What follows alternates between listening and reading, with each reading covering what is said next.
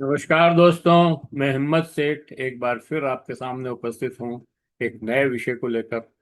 दोस्तों, आज हम बात करेंगे दुनिया इन दिन दुनिया इन दिनों के इस एपिसोड में। आज शायद ये चौथा एपिसोड है। अ, इस एपिसोड में हम अ, युद्ध, कूटनीति, भूकंप, फुटबॉल और बदलती विश्व व्यवस्था के ऊपर बातचीत करेंगे। और ऐसा लगता है कि दुनिया बदल रही है और रोज नई नई घटनाएं आ रही है। कभी ट्रम्प साहब तो खैर बहुत ही विम्जिकल हो गए हैं। उनका तो कभी पता ही नहीं लगता कि कब क्या बोले वो। सुबह एक बयान देते हैं, शाम को दूसरा बयान देते हैं। और यही इसी से दुनिया बेख बदल रही है। सुबह अखबार खोलो तो यही मिसाल चल रही है। मिसाइलें चल रही है। कहीं राष्ट्रपति विदेश यात्रा पर हैं, कहीं भूकंप से हजारों लोग प्रभावित हो रहे हैं, कहीं विश्व कप का उत्साह है, और कहीं दुनिया की बड़ी शक्तियां नए समीकरण बनाने में लगी है। पहली नजर में ये घटनाएं एक दूसरे में से असंबंधित लग सकती है, लेकिन यदि इन्हें जोड़कर देखा जाए तो ये बड़ी तस्वीर उभरती है। ये तस्वीर है एक ऐसी दुनिया की जो पुराने ढांचे से निकलकर नई विश्व व्यवस्था की ओर बढ़ रही है। सबसे पहले बात करते हैं वेनेजुएला की। वेनेजुएला की कार्यवाहक राष्ट्रपति डेल्सी रॉड्रिग्स भारत आई थी अभी। 4 दिन का उनका दौरा था। बहुत से लोग इस खबर को सामान्य कूटनीतिक यात्रा समझकर नजरअंदाज कर दिया है, लेकिन इसके पीछे बड़ी कहानी छिपी है। वेनेजुएला दुनिया का सबसे बड़ा तेल भंडार है दोस्तों, और इस समय तेल का बड़ा संकट चल रहा है। और ये संकट कब तक चलेगा ये भी नहीं कहा जा सकता, क्योंकि हॉर्मुज बंद है। और वो जो दूसरा रास्ता है जिस पर हुती ने कब्जा कर लिया है, तो दोनों ही रास्ते तेल आने के बंद हैं। अब ये कब तक बंद रहेंगे कुछ कह नहीं सकते। वेनेजुएला वेनेजुएला दुनिया की सबसे बड़े तेल भंडार वाले देशों में गिना जाता है। वर्षों से ये अमेरिका प्रतिबंधों का सामना कर रहा है। दूसरी तरफ भारत दुनिया के सबसे बड़े ऊर्जा उपभोक्ताओं में से एक है। भारत की चिंता है कि ऊर्जा के स्रोत विविध हों। रूस से तेल आता है, पश्चिमी एशिया से तेल आता है, लेकिन अगर किसी क्षेत्र में युद्ध या संकट पैदा हो जाए तो देश की ऊर्जा सुरक्षा प्रभावित होती है। ऐसे में वेनेजुएला से देश भारत के लिए महत्वपूर्ण हो जाते हैं।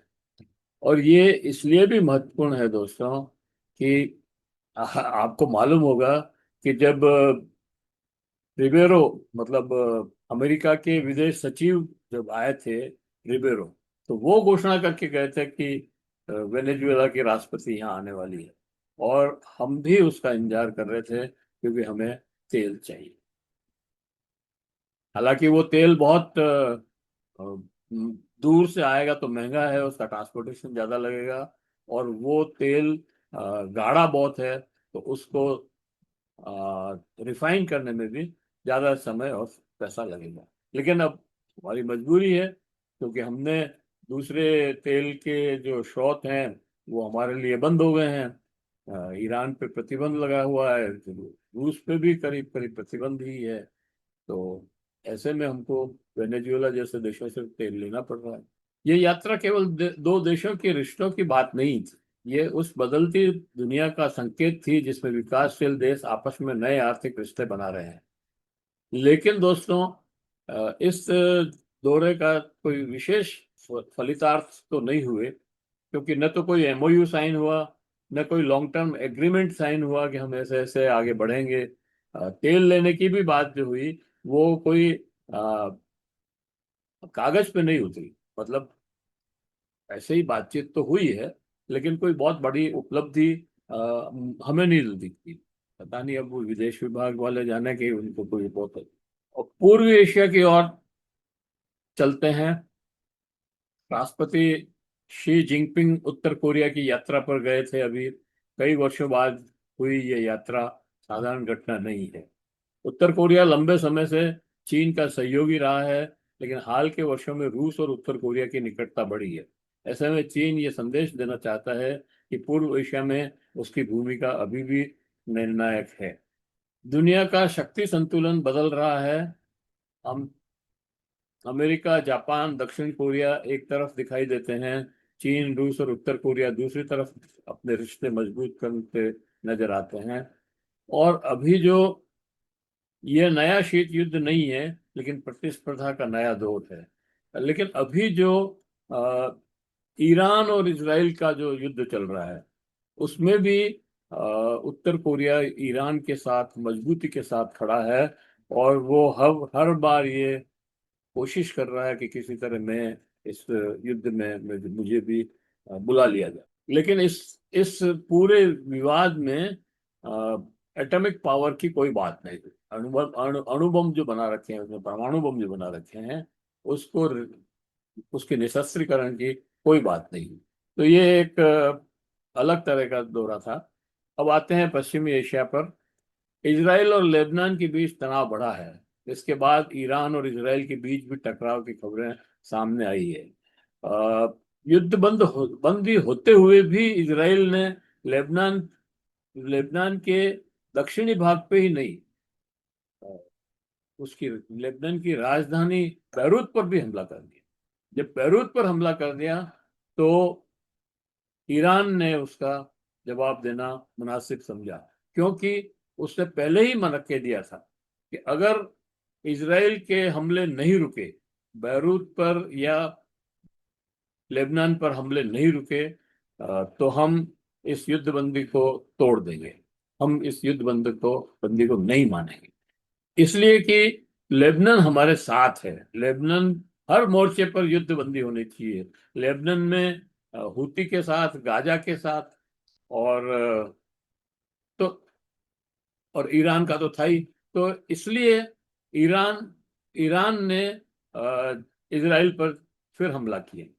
और ये हमला बहुत भयंकर था। और इनके जो आयरन डॉम और जो इंटरसेप्टर थे, वो सब खराब कर दिए। और उसके बाद वो भी जो है वहां पर मिसाइलें गिरी है और लोग बहुत प्रभावित हैं। और लोग वहां से भाग करके बंकर में जाके छुपे हैं। अब वहां इजराइल के लोग कह रहे हैं कि इस युद्ध को किसी भी तरह से बंद होना चाहिए। वो घबरा गए हैं, 2 साल से युद्ध चल रहा है, तो ईरान इजराइल के लोग इससे घबरा गए हैं। दूसरी तरफ ईरान में भी हमला किया इजराइल ने। लेकिन जब हमला किया, शायद उसकी रिफाइनरी पे हमला किया था, तब लोग वहां पर उत्सव मना रहे थे। और ईरान के लोग बहुत खुश थे, सरकार के साथ खड़े थे। और उन्होंने इजराइल पर जो हमला किया ईरान ने, उसकी खुशियां मना रहे थे। तो ये इतना फर्क है दोनों में। एक तरफ छुप रहे हैं, दूसरी तरफ सड़कों पर उतर रहे हैं। हॉर्मुज के ऊपर भी ईरान पर अभी अमेरिका ने भी शायद वापस केसम द्वीप और उस पर हमला किया है। तो देखते हैं अब आगे क्या होता है। दोस्तों, अब हम बात करेंगे ईरान, इसराइल और अमेरिका के युद्ध की। हर बार ट्रंप साहब जो है ये घोषणा करते हैं कि बस 2-3 दिन में डील हो जाएगी, लेकिन डील हो नहीं रही है। इसके बीच में इसराइल लगातार लेबनान पर हमले कर रहा है। और लेबनान पर हमले करने का मतलब ये है कि हिजबुल्लाह पर हमले कर रहा है। और हिजबुल्लाह ईरान का पार्टनर है। और जब वार्ता शुरू हुई थी, उसमें पहले ही उन्होंने कह दिया था कि अगर युद्धबंदी होगी, मतलब अभी जो 60 दिन की युद्धबंदी हुई है, उसमें भी ये बात थी कि अगर ये युद्धबंदी अगर है, तो ये सब मोर्चों पर लागू होगी। ये केवल ईरान और अमेरिका के ऊपर नहीं, ये इजराइल, अमेरिका, अ, दोनों के ऊपर है। और ये इनके हमले जो है ईरान पे, लेबनान पे, हिजबुल्लाह पे, गाजा पे, हुती पे, सब पे नहीं होंगे। सब पे रोकने पड़ेंगे। अगर आप सब पे नहीं रोकेंगे, तो ये युद्धबंदी नहीं होगी। और हुआ भी ऐसा ही। इसराइल ने युद्धबंदी होने के बाद भी, अच्छा, इसराइल ने अलग से समझौता भी किया था लेबनान के साथ, लेकिन वो लेबनान के बैरूत पे खर्च हमला कर रहा है। और अब तो मतलब पानी सर के ऊपर से निकल गया है। तो ईरान ने बहुत जबरदस्त धमकी दी कि अब के अगर लेबनान पे या बैरूत पे कहीं पे भी हमला हुआ तो हम उसका जवाब देंगे और रिटेलिएट करेंगे, और किया भी उन्होंने। जैसे ही अमेरिका और इसराइल इसराइल ने जैसे ही बैरूत पर हमला किया, इसराइल ने बिना देर लगाए इसराइल के हाइफा पर और और भी जगह हमले की। अमेरिका ने भी हमला किया था भारत के मतलब ईरान के ऊपर। तो अमेरिका ने जिन बेस से हमला किया था उसके ऊपर उन्होंने वापस मिसाइल डाली और पूरी तरह फिफ्थ पांचवें बेड़े को बर्बाद कर दिया। इसी तरह से अ, जॉर्डन और ये कुवैत कुवैत पर भी हमले किए, और उसने साफ कहा है कि अगर ये हमले नहीं रुके, अब फिर से अगर हुआ, हालांकि ट्रम्प साहब ने उस रोकने की कोशिश की है, लेकिन अभी भी वो रुका नहीं है। ये हमले जो अगर होंगे तो ईरान और ज्यादा तेजी से हमले करेगा। और इस तरह से अच्छा, दरअसल बात यह है कि इजराइल ने भी अभी बंदर अब्बास में और क्वैश वो जो आइलैंड है उस पे और दो तीन जगह और हमले किए हैं। और अ, ईरान ने साफ कहा है कि अगर आप हमले नहीं रोकेंगे तो हम भी वापस उसका जवाब देंगे, और ईरान जबरदस्त सा जवाब दे रहा है। लेकिन सवाल यह है कि इन जवाब और हमलों के जवाब में जनता क्यों पिस रही है, दुनिया क्यों पिस रही है? दुनिया की अर्थव्यवस्था गड़बड़ हो रही है इससे। और हॉर्मुज जो बंद कर रखा है, दोनों तरफ से ब्लॉकेट भी लगा रखा है और ईरान ने भी रोक रखा है। तो वो जब तक नहीं खुलेगा तब तक जो है दुनिया की अर्थव्यवस्था बिल्कुल ध्वस्त हो जाएगी, और ये बहुत ही खतरनाक और दर्दनाक होगा। तो दोस्तों, इसके बाद मैं आपको एक दूसरी तरह की खबर पे ले चलता हूँ। इजराइल ईरान संघर्ष जो है दो देशों का संघर्ष नहीं है, इसमें पूरी दुनिया पर इसका असर पड़ रहा है। अब जरा हम खेल के मैदान की तरफ चलते हैं दोस्तों। इस सारे युद्धों के बीच में और इधर कूटनीति और विदेश नीति के भंवर जाल से निकल करके फीफा विश्व कप शुरू होने जा रहा है। ये टूर्नामेंट शायद मेक्सिको, अर्जेंटीना और अ, अमेरिका, तीनों देश मिलके करवा रहे हैं। शायद ब्राजील भी शायद होगा इसमें, पता नहीं। लेकिन इस बार दोस्तों एक तो 48 देशों ने का सिलेक्शन हुआ है फुटबॉल के प्राइमरी मैचेस के लिए। और दूसरी बात यह है, इसमें खास बात जो है वो ये है कि ईरान की टीम इतने सब इतना हमला और इतना सैंक्शंस और इतने सब कुछ होने के बाद भी ईरान की टीम ने क्वालिफाई किया है फीफा टूर्नामेंट के लिए। मतलब world world world football tournament के लिए ईरान ने क्वालिफाई किया है। और वो अमेरिका पहुंच रही है या पहुंच गई है, पता नहीं जो भी है, लेकिन वो ये एक बड़ी बात है। तो इस तरह के माहौल में भी उन्होंने अपने खेल को नहीं छोड़ा है, और खेल में पूरा उनका फोकस है। फुटबॉल केवल खेल नहीं है दोस्त, पहली नजर में ये खेल का आयोजन है, लेकिन आज खेल भी वैश्विक राजनीति का हिस्सा बन चुका है। फुटबॉल केवल खेल नहीं, सॉफ्ट पावर है। जिस देश की टीम अच्छा प्रदर्शन करती है उसकी वैश्विक पहचान मजबूत होती है। विश्व कप अरबों अरबों लोगों को जोड़ता है। कंपनियां निवेश करती है, सरकारें अपनी छवि बनाती है, और दुनिया के देश खेल को कूटनीति के एवं मध्यम माध्यम के रूप में इस्तेमाल करते हैं। भारत विश्व कप नहीं खेल रहा है, लेकिन भारत विश्व फुटबॉल में के सबसे बड़े दर्शक बाजारों में से एक है। दुनिया की खेल कंपनियां जानती है कि भविष्य का सबसे बड़ा खेल बाजार भारत हो सकता है, इसलिए मैदान में न होने के बावजूद भारत इस अर्थव्यवस्था का महत्वपूर्ण हिस्सा है। लेकिन दोस्तों, ये कितना दुख की बात है, अफसोस की बात है कि 140 करोड़ के देश में फुटबॉल की टीम जो है उस स्तर की नहीं बन पा रही है जो विश्व स्तर पर खेल सके। एशिया में भी हमारा नंबर कहीं नहीं आता है। हम एशियन गेम्स में पार्टिसिपेट तो करते हैं फुटबॉल में, लेकिन हम जीत नहीं पाते। हम इनिशियल लेवल पे ही हार गए। तो ये एक बहुत ही चैलेंजिंग बात है, और इसका सबसे बड़ा कारण यह है कि ये गरीबों का खेल है। इसमें मतलब जैसे क्रिकेट है या टेनिस है या बैडमिंटन है, इसमें तो निवेश करने वाले लोग मिल जाते हैं, लेकिन फुटबॉल में निवेश करने वाला कोई नहीं है। गांव में भी कोई साधन नहीं है लोगों के पास कि वो इस तरह का खेल खेल सके। फुटबॉल के लिए अगर अ, हर तहसील में एक एकेडमी की स्थापना हो, और वो एकेडमी पूरी तहसील के ग्रामीण बच्चों को छांट करके उनको प्रशिक्षण दे, कि ट्रेनिंग करे और उनको आगे बढ़ने का हौसला बढ़ाए, तो हम बहुत अच्छी टीमें बना सकते हैं। एक नहीं, कई टीमें बना सकते हैं। इतने खिलाड़ी हैं हमारे पास, लेकिन उनको उनकी वहां तक पहुंच नहीं है। वो वर्ल्ड लेवल तो छोड़ो, राष्ट्रीय स्तर पर भी उनका पहुंचना मुश्किल है। तो इस सबसे ज्यादा जरूरी बात यह है कि गांव में जो हमारे खिलाड़ी हैं, उनको कैसे डेवलप करें और वर्ल्ड स्तर तक ले जाएं, ये सोचने वाली बात है। इसके ऊपर, इसमें निवेश भी करना पड़ेगा, लोगों को रखना भी पड़ेगा, कोच और टीमें भी रखनी बनानी पड़ेगी।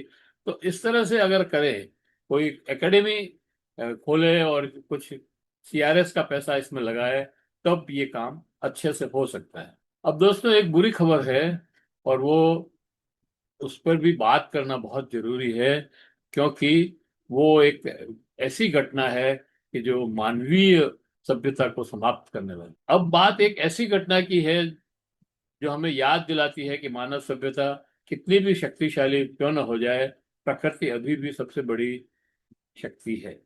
फिलीपींस में भीषण भूकंप आया, लोगों की जान गई, इमारतें गिरी, हजारों लोग प्रभावित हुए, सुनामी का खतरा पैदा हुआ।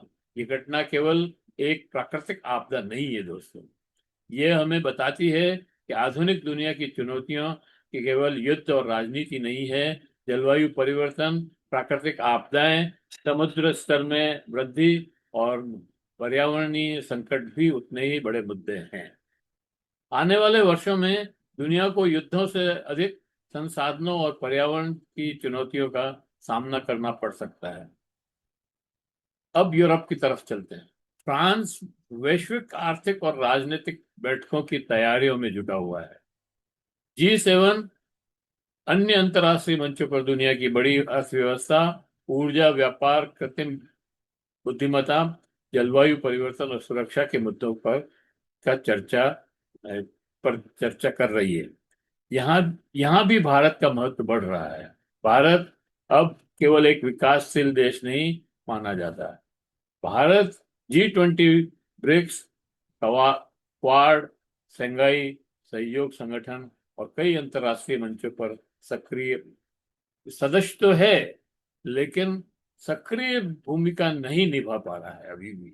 अ, देखो और इंतजार करो कि ढुलमुल नीति की वजह से भारत अपना जो स्थान बनना चाहिए वो नहीं बना पा रहा है, क्योंकि भारत दुनिया की सबसे बड़ी आबादी वाला देश है। भारत तेजी से बढ़ती अर्थव्यवस्था, भारत विशाल बाजार है, और भारत ऐसी स्थिति में है जहां वह विभिन्न शक्ति समूहों के बीच संवाद का पुल बना सकता है, अगर कोशिश करे तो, अगर स्टैंड ले तो। लेकिन हम तो स्टैंड ही नहीं लेना चाहते हैं। वेनेजुएला की भारत यात्रा, चीन और उत्तर कोरिया की नजदीकी, इजराइल और ईरान का लगाव, तनाव, फीका विश्व कप, फिलीपींस का भूकंप, फ्रांस और वैश्विक आर्थिक मंचों की तैयारियां, पहली नजर में ये अलग अलग खबरें लगती है, लेकिन वास्तव में एक ही कहानी के अलग अलग आयाम अध्याय हैं। एक ऐसी दुनिया की कहानी जो बदल रही है, जहाँ शक्ति केवल सेना से नहीं बल मापी जाती, जहाँ तेल भी शक्ति है, व्यापार भी शक्ति है, तकनीक भी शक्ति है, खेल भी शक्ति है, जनसंख्या भी शक्ति है, और कूटनीति भी शक्ति है। दुनिया एक ध्रुवीय नहीं रही है, अब मल्टीपोलर विश्व हो गया है। दुनिया अब एक ध्रुवीय नहीं रही। अमेरिका अब भी बड़ी शक्ति है, लेकिन अकेला निर्णायक नहीं है। चीन उभर रहा है, भारत आगे बढ़ रहा है, रूस अभी भी प्रभावशाली है, मध्य पूर्व अपनी भूमिका तलाश रहा है, और ईरान निश्चित रूप से एक नई ताकत बन के उभरा है। अफ्रीका और लैटिन अमेरिका अपनी नई जगह बनाने की कोशिश कर रहे हैं। यानी दुनिया एक नए युग के दरवाजे पर खड़ी है। सबसे बड़ा प्रश्न यह नहीं है कि दुनिया बदल रही है या नहीं। सबसे बड़ा प्रश्न यह है कि इस बदलती दुनिया में भारत अपनी भूमिका कैसे तय करेगा। क्या भारत केवल घटनाओं का दर्शक रहेगा, या वह उन देशों में शामिल होगा जो भविष्य की विश्व व्यवस्था को आकार देंगे। आने वाले वर्षों में यही प्रश्न भारत की राजनीति, अर्थव्यवस्था और विदेश नीति की दिशा तय करेगा। इसी विचार के साथ नमस्कार। आ, ये वीडियो यहीं समाप्त करते हैं। आशा करते हैं कि आपको ये वीडियो पसंद आया होगा। पसंद आया हो तो लाइक करें, फॉरवर्ड करें और लोगों को भेजें। और अगर आपने अभी तक भी हमारे यूट्यूब चैनल महावीर समता संदेश को सब्सक्राइब न किया है तो सब्सक्राइब कर लें, बेल आइकन दबाना न भूलें। जय हिंद, जय भारत। मिलते हैं फिर और किसी वीडियो के साथ।